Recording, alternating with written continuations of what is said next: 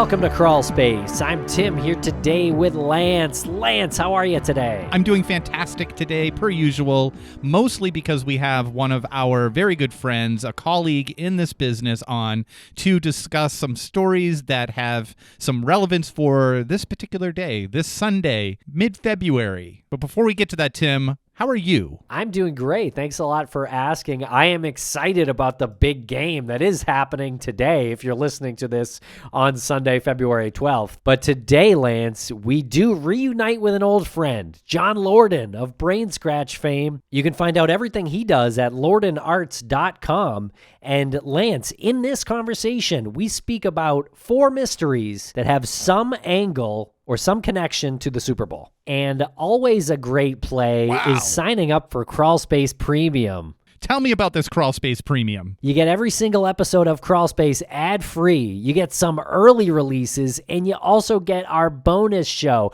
a weekly bonus show where we talk about the cases that we cover on this show and beyond, Lance. And Tim, it would be like we fumbled at the 1-yard line if I did not ask you where people can find us on social media. Well, thanks for asking. Listeners can find us at Crawlspace Podcast or Crawlspace Pod on social media. And Tim, who do you got winning today? I think the Chiefs are going to win. I think you're going to be the big winner. So stay tuned after these messages from our sponsors for John Lordan and our big game special. Thanks to our sponsors, and now we're back to the program. Welcome back to the podcast, John Lordan of Lordan Arts. How the heck are you today? Doing great. Always happy to be joining you guys. Looking forward to what we can dig up in terms of Super Bowl mysteries. This is a first for us, right? Yeah. For whatever reason, we decided that the 3 of us were going to get together and do some independent research on some Super Bowl mysteries. Not exactly Super Bowl crimes, but something that is primarily centered on the Super Bowl. Why? Because this is going to air on Super Bowl Sunday. Are we even allowed to say Super Bowl? The big game, technically, or else we'll get sued. No, you can. It's just, I'm just joking. It's kind of a media joke, I think. I was going to say, do you have to pay them? Like, do you have to pay the NFL a quarter every time you say Super Bowl on a podcast? I think commercials, that's true, but not for podcasts. We'll say Super Bowl all day long here. The big game. The big game. The big game. So who is the biggest sports fan between the 3 of us? I would say certainly not me. I would say certainly not me as well. Okay, so it's probably me. And in fairness, the only real sport I watch at this point is football, American football. So this one is right up my alley, I have to say. All right. We're just following your lead here, Tim. Yeah, it's weird because I love going to sporting events. I'm actually going to a basketball game tonight. I got a hockey game next week. I don't track any of the information. Like, you could ask me the next day. I'll know that it was my local team that I went to see. It's like, oh yeah, I went to see the Minnesota Wild. Oh, who were they playing?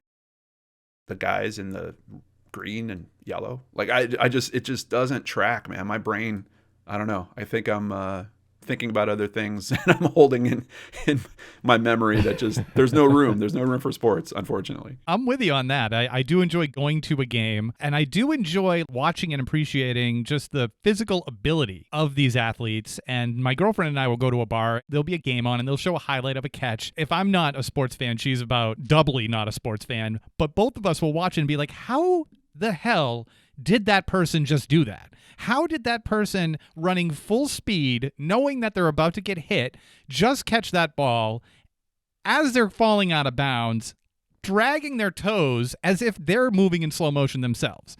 And you see it in slow motion, then you see it in actual time, and you're just astounded by this. Yeah, absolutely. I can appreciate it all day long. I also like going with friends. There's different types of conversation that happen, like when you're at a game or something like that. Maybe this could be like a tradition. What's the next one? The NBA finals, and then maybe hockey, the World Series. Maybe we could just do one for all of the 4 major sports. Lance is not acknowledging how difficult it was to find stories for today's episode.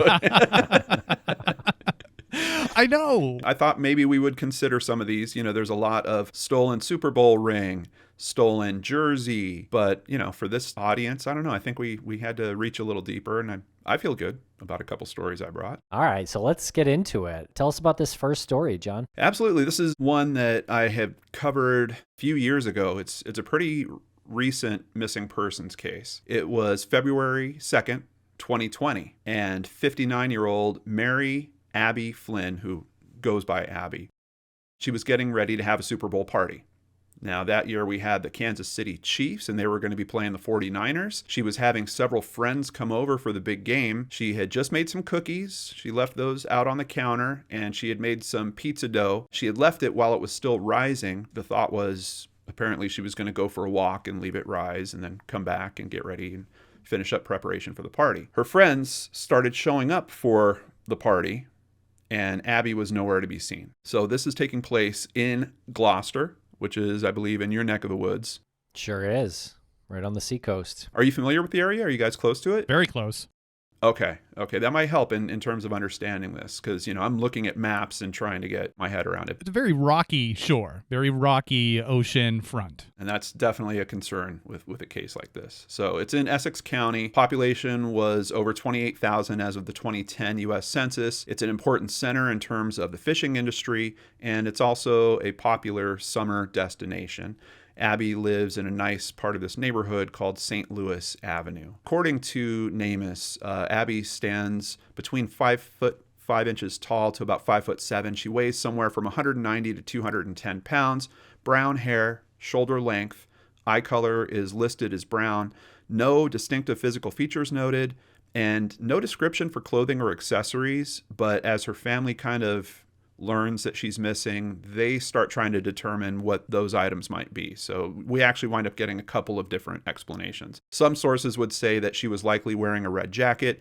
Other media sources are saying, no, she was wearing a navy blue LL Bean puffer jacket with LL Bean boots, blue jeans, and possibly a flannel shirt. The sources note that Abbie was last seen having a FaceTime with her son at approximately 2:40 in the afternoon on that day, and she actually had told her son that she was going to go for a walk in her neighborhood. But we know she goes missing from here, and a big question kind of throughout this that even the police chief keeps bringing up is, do we know if she actually got out for the walk, or could something have happened in the home and she was taken from there? Something along those lines, because there's really no confirmation. She's never spotted outside on the walk. The police chief noted that it seemed like she left her house and she left the front door unlocked. And when law enforcement got on the scene, they checked it all out. They didn't see any signs of a struggle that happened within the house. Probably not an intruder type situation, or if it was something very quick. They didn't leave any signs behind. Now, most of the articles written on this case lean very strongly on the fact that when she went for a walk, while we know that that was her intent based on her conversation with her son, there is just no confirmation that she actually does. And we're talking about a neighborhood where they've probably got some cameras on these homes. There's a church that's just down the road. There's some opportunities that, surveillance video should have picked her up somewhere. We do get one little hit on that as we roll forward. Basically, she's got all her friends coming over. Super Bowl coverage starts around 6 p.m. on the East Coast. And we know she's talking to her son at 2:40. Some reports say that her friends actually start arriving for the party as early as 4:30. And then other reports are saying, nah, she went for her walk at 4, and then her friends started showing up at 6. But either way, we've got that gap of a few hours in there. And her friends show up.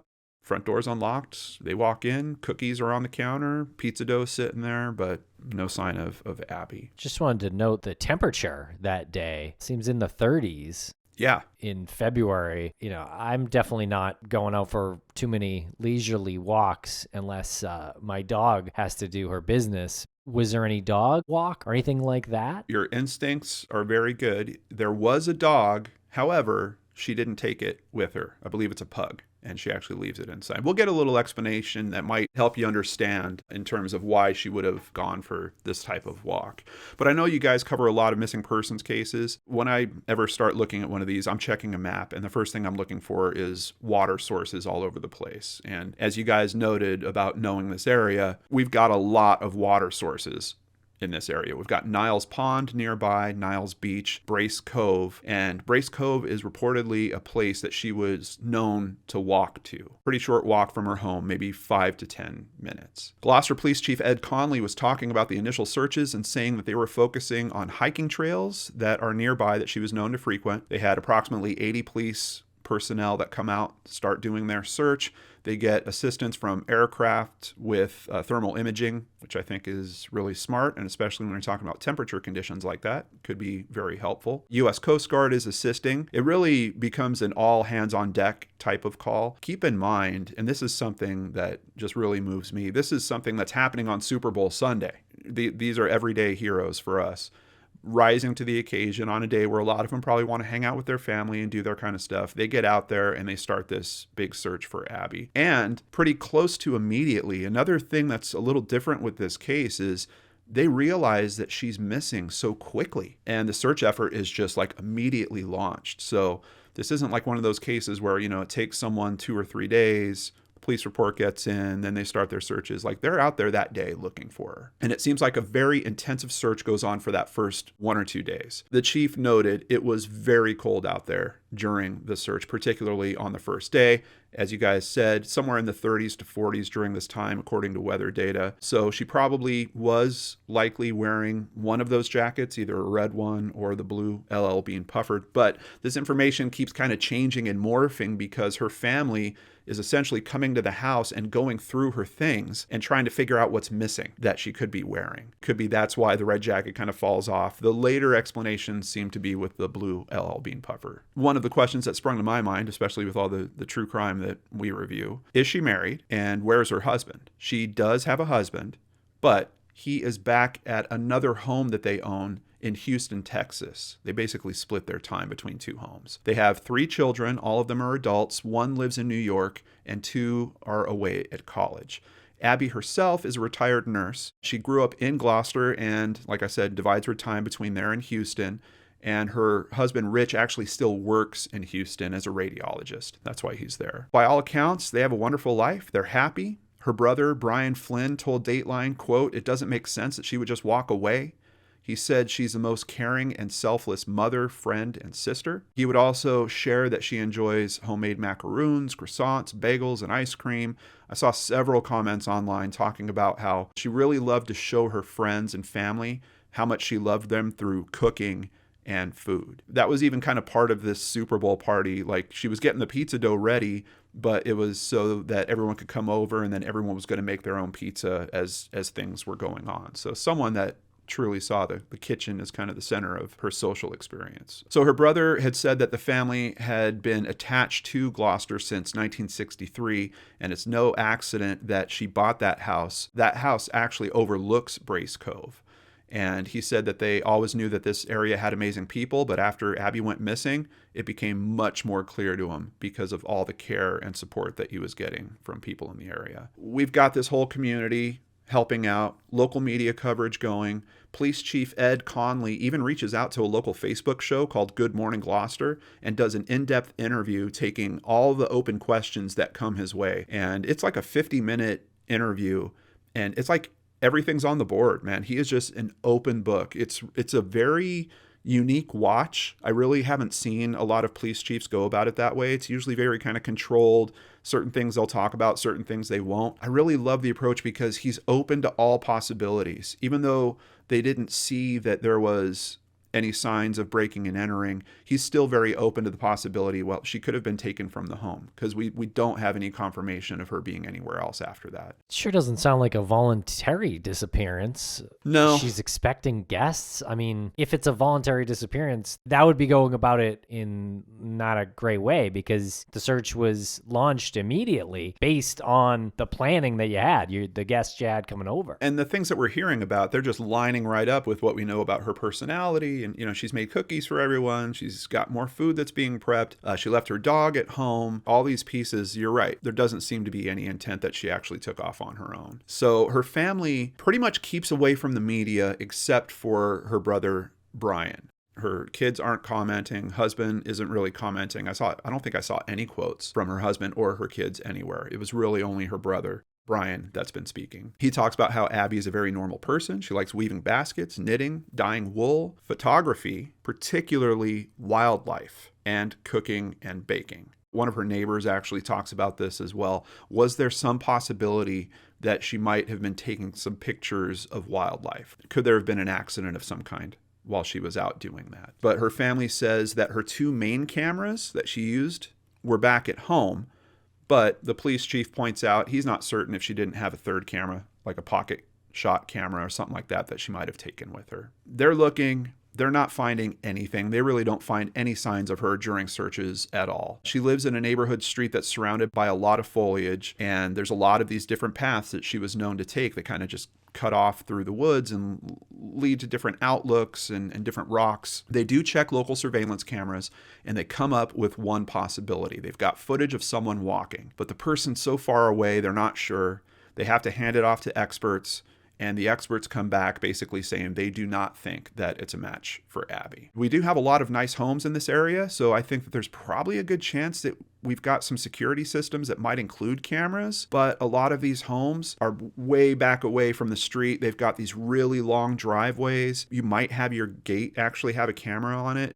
It's an interesting challenge. That front door is nowhere near the street. But she did tell her son that she was going for a walk. Yeah, basically tells her son, I'm going for a walk, or I'm just getting ready for the party. Everyone's coming over. Yeah, all that information. Did she take her cell phone? Was there a ping or anything? Police Chief Edward Connolly said her cell phone was located inside her home after she was reported missing. For some reason, she did not take the cell phone on the walk with her. Being an avid photographer, and you said that her two main cameras were still at home, my thought was like, okay, well, if she's going to be taking pictures, if that wasn't her plan, but she saw something, maybe she would be taking it with her cell phone, but she didn't even have her cell phone. How did she tell her son that she was going for a walk? It was FaceTime, but from home. Because I can see, like, if you're expecting people to come over and you've been prepping all of this stuff during the day, maybe you want to go out and get a breath of fresh air. Yeah. Reset yourself before the people come over. I could totally see something like that. But beyond a walk that's a certain distance without your cell phone just doesn't feel right. Oh, I get it. I know that some people want to go out and be on their own, and maybe they just want to get away and detach from their devices. I go through that. You'd be surprised how much my phone is on Do Not Disturb. But I do think it's really important to just kind of remind everyone about this. And who knows, maybe she thought she was going out for a 10-minute walk. Maybe this is a terrible situation where there was a slip and she wound up in water or something terrible like that. I think it's just really important to remind everyone, just take your phone with you. It's too important of a tool. If she had a medical event or something, I mean, we're talking someone in their 50s, like these are concerns that I think all of us should have as we're aging as well. Chief Connolly would speak to the press again about the case. Basically, this time he's concerned about a lot of the same things that we are. You know, did she slip somewhere? Did she wind up in the water? He's still open to, did someone come into the home? He keeps reaffirming they don't have confirmation of her being on the walk she was supposed to take. He does note that they really don't have a problem with home invasions in this particular area. So he'd be extremely surprised if that's what's going on there. He did say that they got a lot of tips about one or more unknown white vans that were seen in the area, and they were working to kind of track those down, figure out what they are. I mean, they might have been services, you know, someone come in to repair a heater or something. Nothing is really helping them find Abbie. And of course, we have people that start talking, and the information starts getting messy a little bit. Her neighbor, Roger Ward, said that he thought the oven was left on, and this kind of became a big point of contention in the Facebook interview that I mentioned with the police chief. Person after person asking, like, was the oven on? Was the oven on? And the chief had to like break it down like super clear for them. No, the oven was not on. He did say there was cookies on the counter. There was the pizza dough. I don't know why it would have been such a big thing that people are getting caught up on. Was the oven left on? Unless they were trying to think of her intent in terms of leaving. Was there anyone else at home with Abbie at the time when she left? I know she was on a FaceTime with her son, but was there anybody at all? Just the dog. No one else reported. That's another thing with the dog. If you do want to go for a walk before your company comes, you have your dog right there. Like, that's just an obvious thing to go do, even if your dog doesn't need to go for a walk. I haven't had a dog since I've moved to this cold weather area that I'm in right now.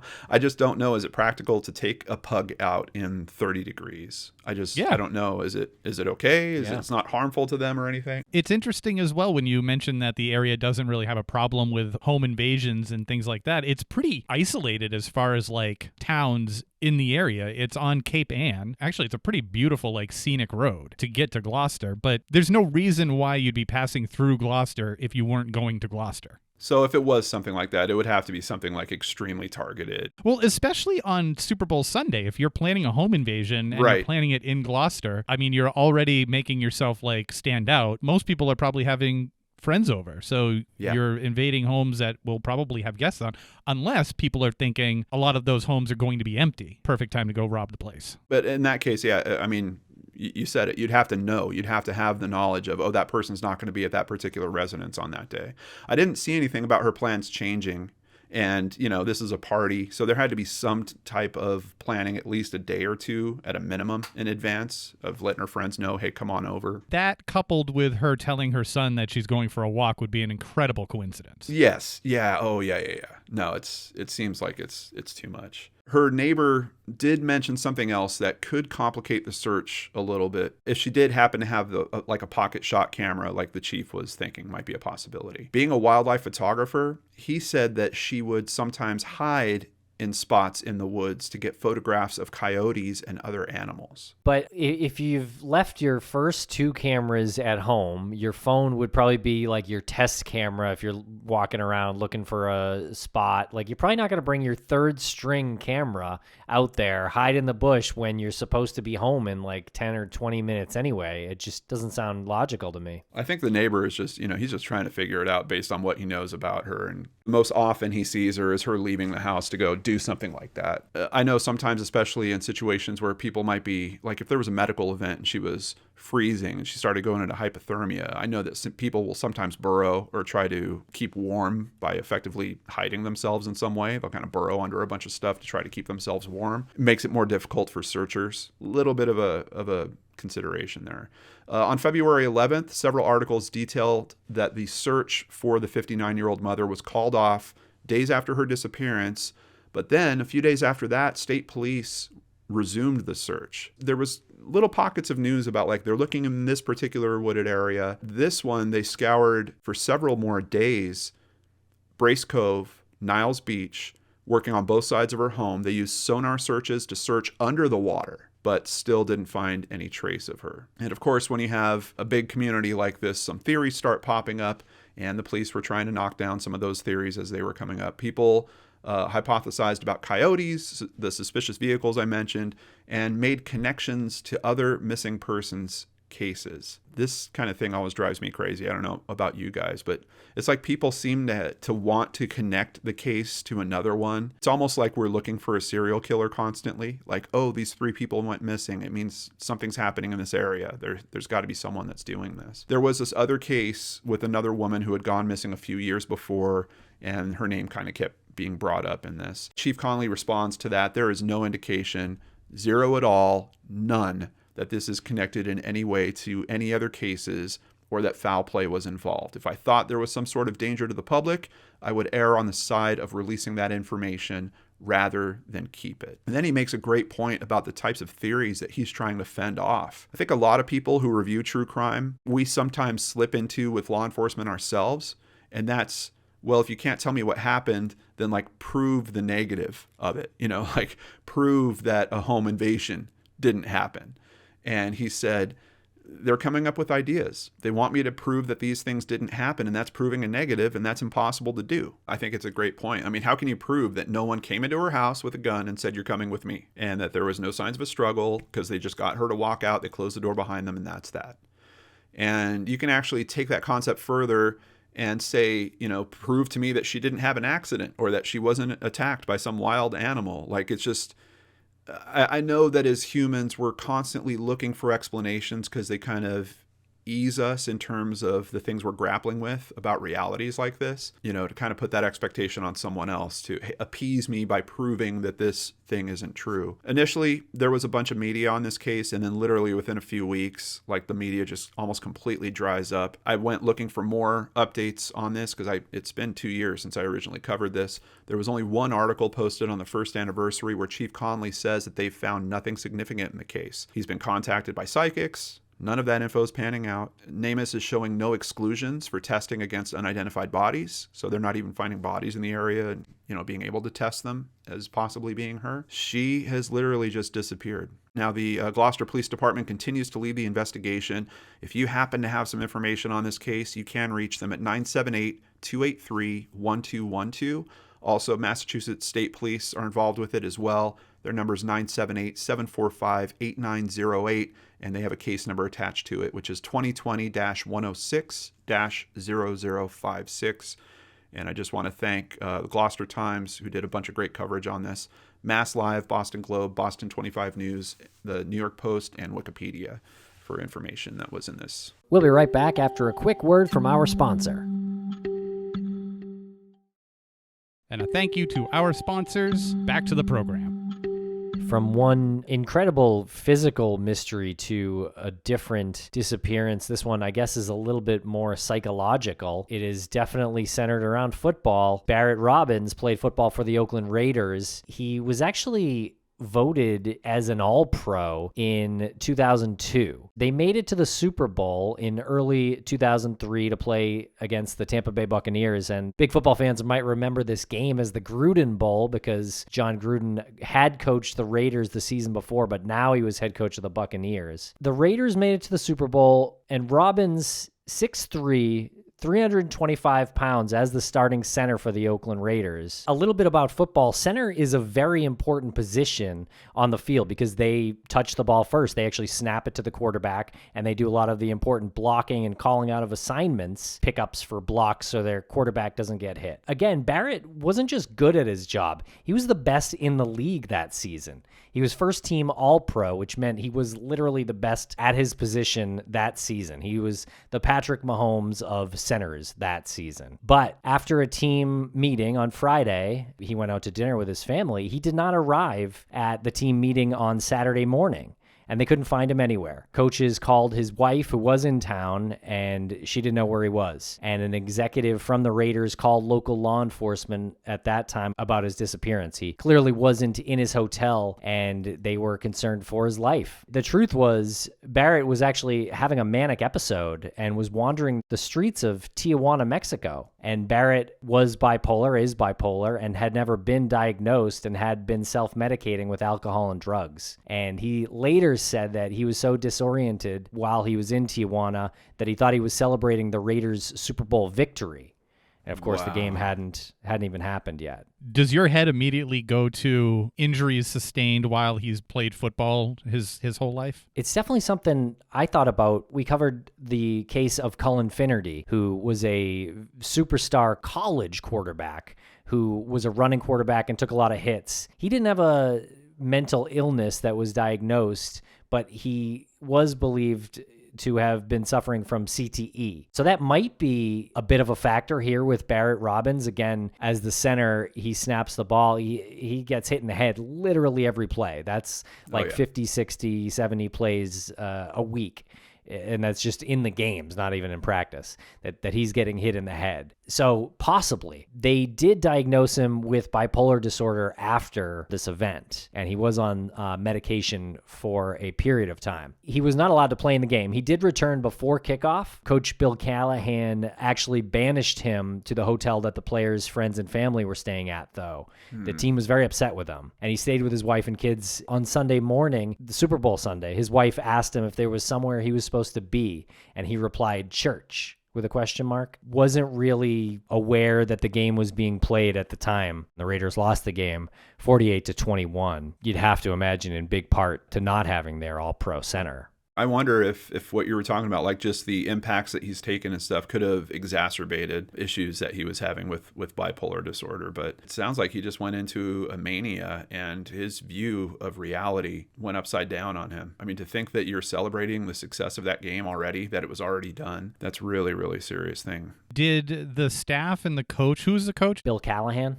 Did they know that he had said that they had won the Super Bowl? No, I don't think that came out until later. I don't think they were really listening to excuses at the time. He had actually done this before, 2 years earlier, before a playoff game versus the Ravens, and this had previously gone unreported. He was missing for about 24 hours and then returned and was allowed to play in the game, which is probably why the Ravens didn't release that information, because that would maybe display some favoritism on the coach's part towards this player. A lot of the players were very upset. After the game, I guess you would say his friend on the offensive line, Frank Middleman, said, if Barret Robbins comes back next season, I won't.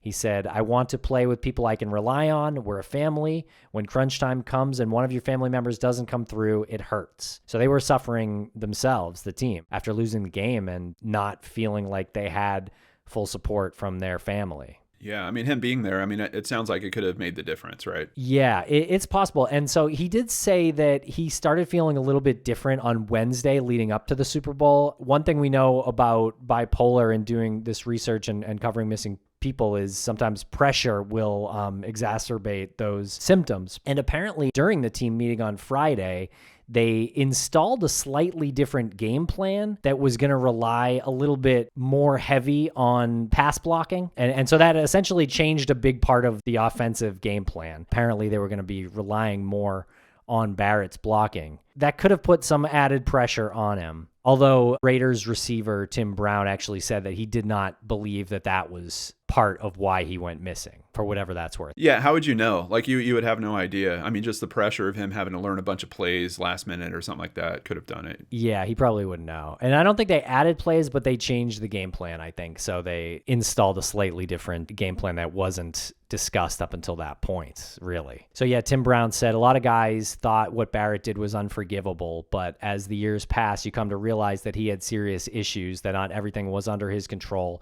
Everyone knew Barrett was unstable even then, but I think now everyone has a much better understanding of the things he was dealing with. It's definitely a well-remembered Super Bowl now, a little bit because of Barrett's disappearance. I mean, this is definitely one of the stories that come up when you talk about that Super Bowl. Where does it go from here, Tim? What happens with this guy? He did spend about a month in a rehab facility, came out. He was okay for a while. He never played football again. Robbins was 29 when he was diagnosed with bipolar, and from the mayoclinic.org, bipolar disorder can occur at any age. Typically, it's diagnosed in the teenage years or early 20s, and symptoms can vary from person to person, may vary over time as well. What that tells me is that Barrett was undiagnosed and just self-medicating for probably a decade. I feel compassion for this individual who, skipped out on the biggest day of his life without really being in a state where he apparently even realized it. Yeah. And outside of that, having to deal with that on his own. I mean, that's just... there's resources, there's things that could be done, there's medication, there's therapy, there's all these options. And you would think someone like a football player has access to resources that most of us would never be able to touch, and still just not have the pieces of the puzzle to put it together and say, oh, wow, like this is what I'm experiencing. I need help with this, and let me get a team together on that. Is there any indication that he had said this in the past to the medical staff? That he had complained about mental illness or said he was worried about his stability? Yeah, or like headaches, or, just maybe questioning a game plan that would involve increasing the amounts of hits. Or if he did do that, there's still problems today with the NFL not listening to players explaining an issue because they have to be on the field. So sure, talking about something that long ago, yeah, probably was never documented. No, it was not reported, at least in any of the research that I found looking into this story. That diagnosis can take a long, long time. I mean, it's unfortunate that it's not something like a blood glucose test or something, a little pinprick, and we can tell if you're dealing with that or not. Like, there's people that struggle with bipolar disorder for a long time before they ever know that they have it. And I'd love to tie this story up with a very happy ending, but that isn't exactly what happened. Barret Robbins has gone on to have some legal problems afterwards, and he actually punched a security guard in San Francisco at a hotel. And then in Miami in January of 2005, Robbins was actually shot 3 times during a brawl with police.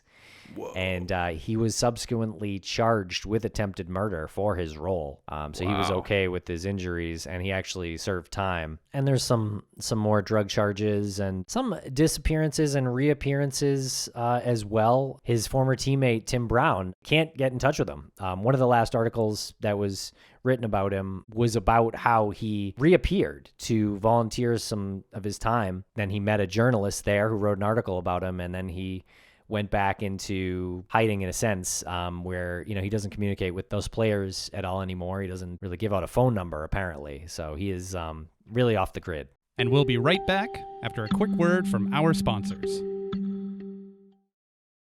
Thanks to our sponsors, and now we're back to the program. I've got another missing persons story I want to share with you guys. Might have a little bit of a lighter tone here. It was 2015. Patriots were gearing up to face the Seattle Seahawks on February 1st, and people all over the country were placing their bets on who would win. In Staten Island, New York, 63-year-old widower, father, and grandfather John Kambakakis. He lived with his 2 daughters and 5 grandchildren. He was a retired maintenance worker for Staten Island University Hospital, and You can see him in numerous pictures, smiling with his family, just seemed to be loving his life. He stands at 5'5", weighs around 200 pounds. He has salt and pepper hair, and he speaks in a Greek accent. He was described in a news segment as a loud and lovable man who dotes on his family and treats strangers like friends. But have you guys ever noticed how missing persons descriptions sometimes all start sounding same and very similar to each other? Well, we might find in this story that those missing person descriptions may sometimes miss an important detail or two. John had his daily retired life routine, having coffee with friends, taking walks, going to 7-Eleven daily, buying lottery tickets. On Wednesday, January 27th, 2015, he was last seen around his neighborhood, first early in the morning at his local 7-Eleven, and then later at Hinch's Diner on 5th Avenue in Bay Ridge, Brooklyn. An employee there said that he requested a booth in the back where he could watch TV and that he didn't seem bothered. He was just his normal self, but after his time in the diner, John just disappeared. His daughters file a missing persons report with NYPD the following day. Their father never missed coming home without telling them where he was. Quote, "Dad, we love you. We want you to come home. We hope you're okay," one daughter told the press. Family members were getting more concerned. He had never disappeared before, and he would always call. His daughter Christina told ABC 7 News, "I'm asking if you see him and think it's him, ask him. Maybe he needs help. If not, oh well, you keep going. He might need some help somewhere." His niece said this is not like him. His kids and grandchildren were his whole world. He wouldn't just up and leave. His family was afraid that he could have been targeted, and for good reason. One local described him as, quote, "a crazy, charismatic Greek guy who was known to always carry $10,000 on him." Does Greek really matter here? I don't know. I don't know. It's going to get more New York as this story goes on. But because you said a charismatic Greek guy. Yeah. Like I was trying to place that. Lance, how do you think we describe you when you're not around? We say crazy, charismatic. Swedish guy. Swedish guy. Always making it rain. Right. With 10 grand on you. 10 grand in my pocket. I know it. Any given time. So searches were conducted, flyers were put up, a Facebook page was created, and local media would start reporting about the missing man. But the news coverage would make an interesting distinction in this case. One of those important details I was talking about before, John may have been carrying a large sum of cash on him and not just his usual $10,000. You see, John Kambakakis was retired from Staten Island University Hospital, but he still ran their yearly Super Bowl pool. That day that he was strolling around, he had collected somewhere between $20,000 to $25,000 in cash. This is a Super Bowl pool? At a hospital. Well, you know, it's one of those grid ones where you have to buy the boxes and then the first number of the first score, blah, blah, blah. Yeah, it was like Dr. Larry. $200. There was all these doctors on there. Yeah, he was running a big operation, 20 to 25 grand in cash. But he had done it for years, but this is the first year that he was retired. So as the news coverage hits, friends of his speak up about odd things that they noticed before his disappearance. Quote, "He grew a big Fu Manchu," said a local deli owner named Mario, who knew John for decades. He told him, "John, you look like Lucifer." Now you got some people that are thinking he took the cash. He's home at Greece. And his daughter would say, "I could never imagine that. He knows it would kill us." As the family tried tracing his cell phone, they were searching wooded areas and telling the press about the nightmare that they found themselves stuck in. Investigators kept working the case, and they started telling the press, "Yeah, we don't think this is a foul play situation." Basically, the people they were interviewing were telling them that it was likely due to this Super Bowl pool that he ran. I mean, he disappeared 4 days before the big game. 2 days after the game, the New York Post even put it very plainly saying, quote, "Cops think he may have taken off with the dough." 10 days after he went missing, they finally get a lead. A debit card belonging to John had been used at a 7-Eleven, but not in New York. He was in Daytona, Florida. So investigators, they request footage from the 7-Eleven. They show it to John's family. And there he is, doing his usual routine, going to 7-Eleven in the morning. Articles would report that he actually never returned to Staten Island, but he's no longer missing. And if you're wondering about charges for the money that he stole from the pool, no formal complaints were ever filed from the participants.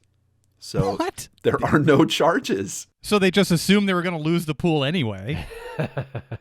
Well, good point. I was wondering about that. I actually looked it up, and as of last year, 2022, even though online gambling is legal in New York, Super Bowl pools specifically are not. So I think most people weren't going to try to file charges for an illegal activity.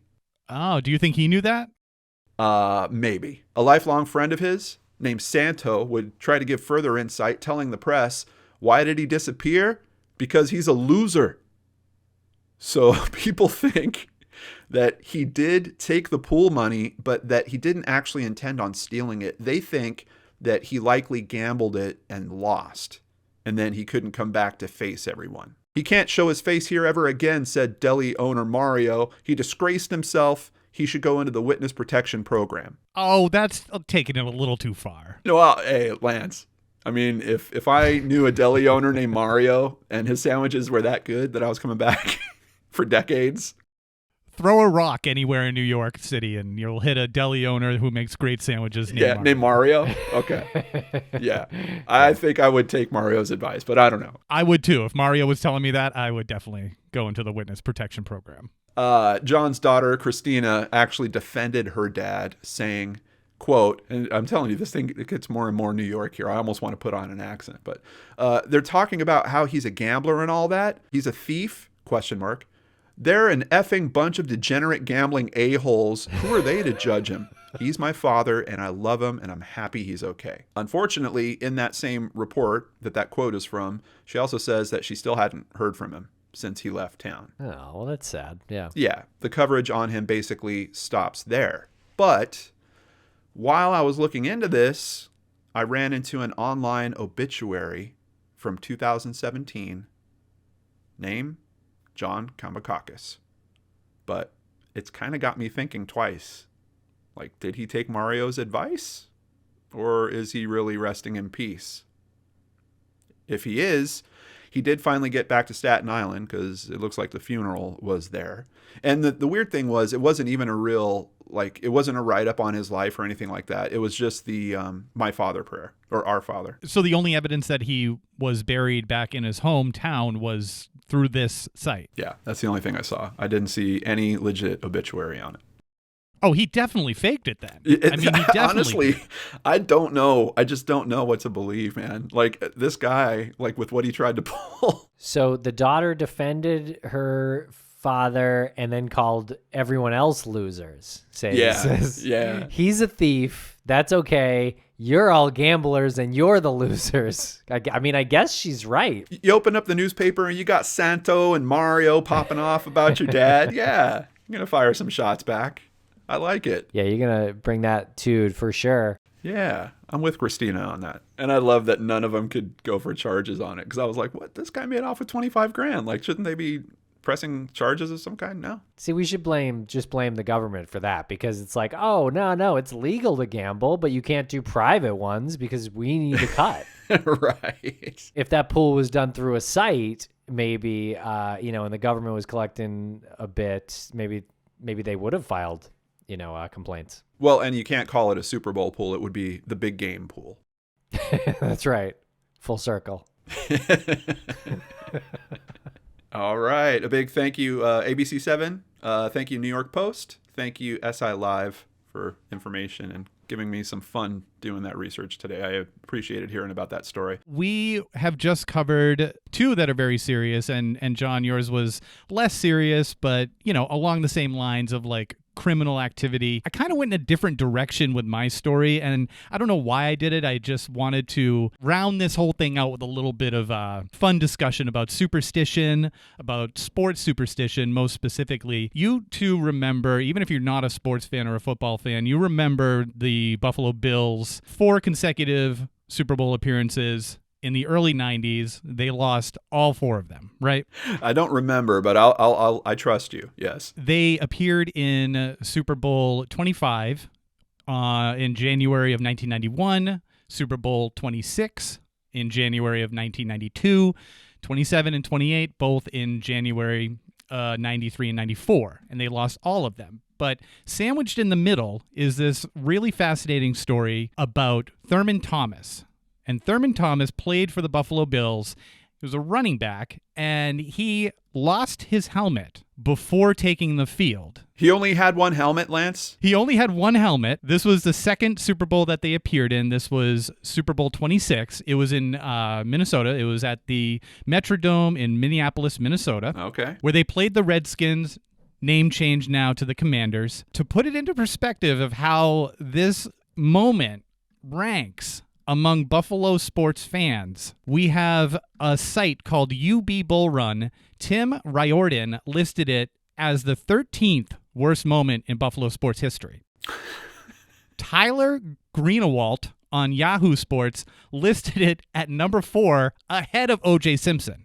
Whoa, for worst hello. Buffalo sports moments. O.J. Simpson was number 5. Oh, come on. What that list is bunk. Well, I'm just telling you, this is how the Buffalo sports fans view this. On Sportster.com, the entire staff listed this as number 2. And basically what happened, after the coin toss, Washington goes out, they're on offense, real quick. 3 downs, they're out. So now it's time for the Buffalo offense to take the field. Thurman Thomas goes to grab his helmet, where he always leaves it, which is on the table where they have their beverages. Goes to grab it, not there. Chaos ensues. Panic ensues. It ensues to the point where usually calm coach Marv Levy screams to his equipment manager, whose name is Dave Hojanowski, Hojo, where the bleep is Thurman's helmet? Thurman has now enlisted the help of like half a dozen people to try to find his helmet. Unfortunately, they couldn't find it in time, and his backup had to go out and take the field. I believe the Bills go 3 and out as well. And it's just a terrible start to the game. It's a terrible start to yet another Super Bowl loss. So this is the second one. I believe a lot of these sports fans in Buffalo think that this is the catalyst to the next 2. Like it was just like it peaked here and now everything else, like it'll never get better. Well, I'm not understanding. Like, is the helmet custom fit to his head or something? Can you not use another helmet? It is? Yeah. It's very specific to the player. Yeah. With them customizing their face mask and the fit and it all. Yeah. So, and in quarterback's case, they have a speaker in there so they can actually hear the coach speak to them. Wow. And most guys, they only bring one helmet to the game. There's no backups. There's no. No, apparently not in this case. Yeah, and it's not a luck thing. It's not like he just wouldn't go out without his lucky helmet.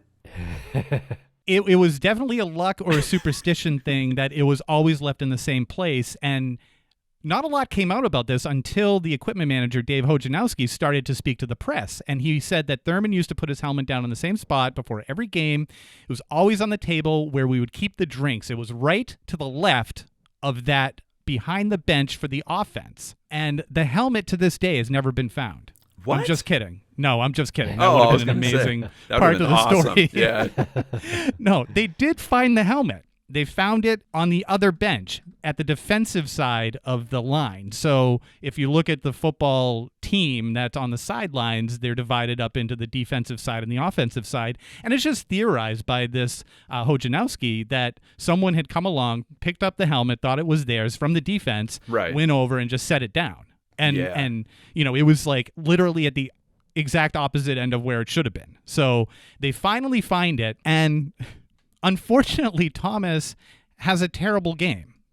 So in Super Bowl 25, the year before, he had a monster game. So he had 135 yards, touchdown. He also caught 5 passes for 55 yards. And his stats for this game were so poor that they don't even do much to combine with the other stats from the other 3 Super Bowls. For the other 3 Super Bowls, he only combined for 69 yards in 3 Super Bowls combined. So again, these superstitions start piling on. And that led me down a path of sports superstitions. I know this isn't exactly Super Bowl related or football related, but I just wanted to run through some of these superstitions that I was looking at because I just went down this rabbit hole of athletes who do certain things before they go out on the field. And I'm just going to name some of the more interesting ones. Tim, you know Nomar Garcia Perez's superstition. Sure do. With his batting gloves?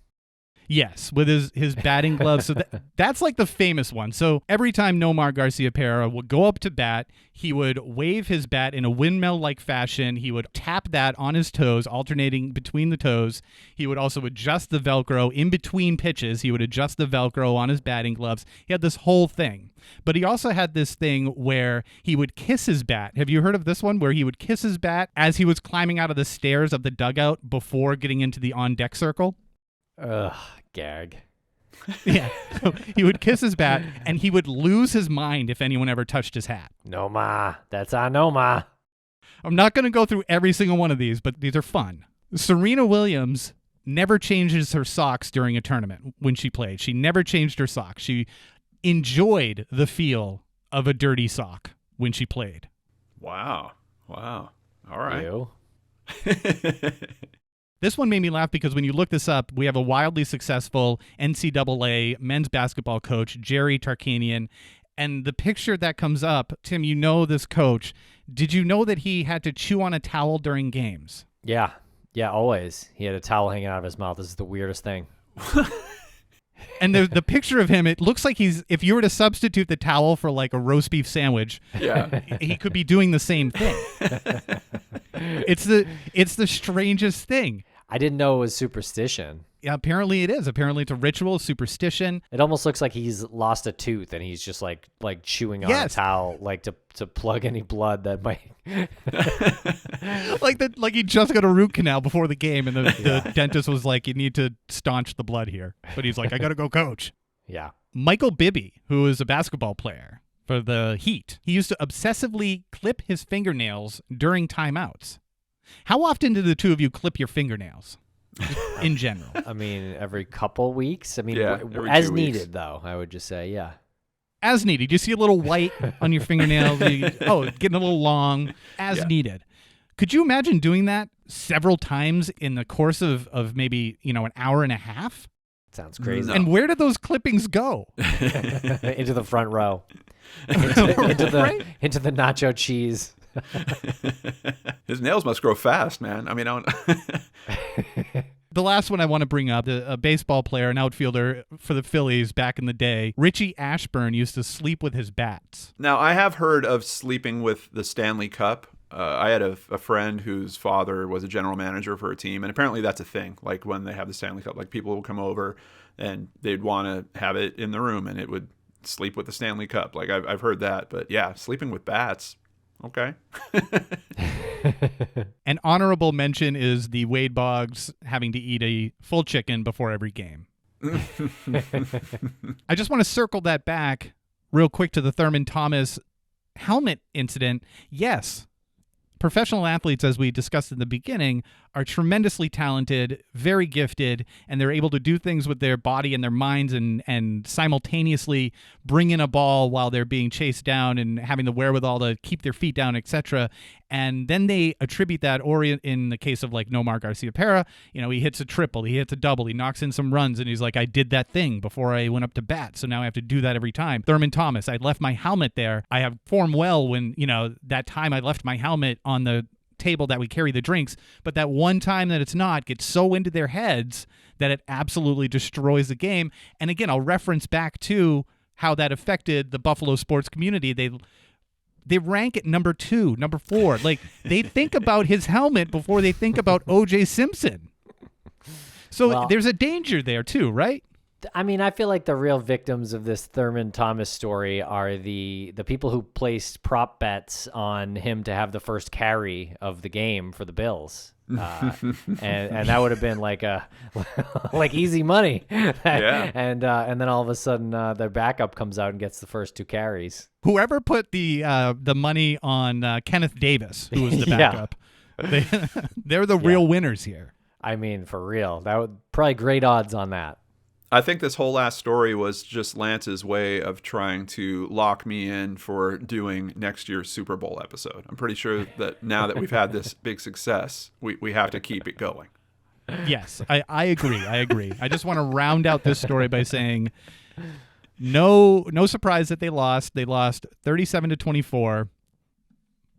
But again, the following year, they were so affected by this They lost 52-17 to the Cowboys. Ooh. Like they didn't even show up to that game. Yeah. But yeah. That's it. And have some sources here. Sportscasting.com, obviously Wikipedia, Tyler Greenewalt, who I mentioned on Yahoo Sports, Sportster.com, and Tim Riordan from UB Bull Run. Well, thank you for joining us here today, John. This has been a great chat about Super Bowl mysteries. Any predictions for the game? Oh, I don't know. I don't track this stuff. Someone's going to throw a ball and someone's going to catch it. That's my big prediction. Would you like us to tell you who's playing first? Golden State Warriors for the win. All right. All right. Thank you, everybody, for listening.